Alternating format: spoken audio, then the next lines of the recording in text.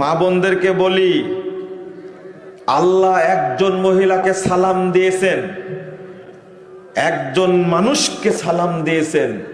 তিনি একজন মহিলা, কোন পুরুষকে আল্লাহ সালাম দেননি। তিনি হলেন খাদিজা রাদিয়াল্লাহু আনহা। এটা কি বুঝতে পারলেন আপনারা? কি মর্যাদা তার! মুহাম্মদুর রাসূলুল্লাহ সাল্লাল্লাহু আলাইহি সাল্লাম বলছেন, আমাকে জিবরিল এসে বলছে, আতাতকা খাদিজা, ওই যে খাদিজা আসছে, দেখেন তো খাদিজা কি জিনিস।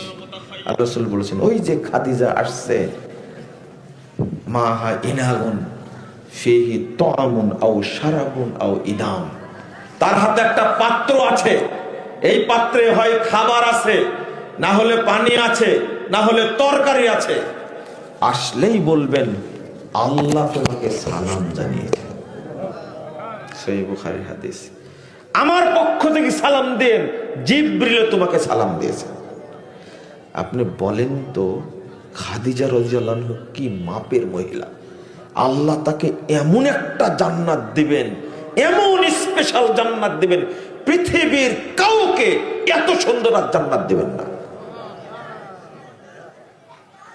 আহারে,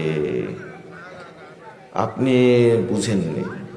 খাদিজা হলেন সৌদি আরবের সবচেয়ে সম্ভ্রান্ত পরিবারের মহিলা, সবচেয়ে ধনাঢ্য মহিলা, সবচেয়ে মর্যাদাবান মহিলা। সেই মহিলা বাড়িতে খাবার তৈরি করে নিয়ে হেরা পর্বতের উপরে উঠছে। আমি উঠেছিলাম 13 সালে, 45 মিনিট সময় লেগেছিল।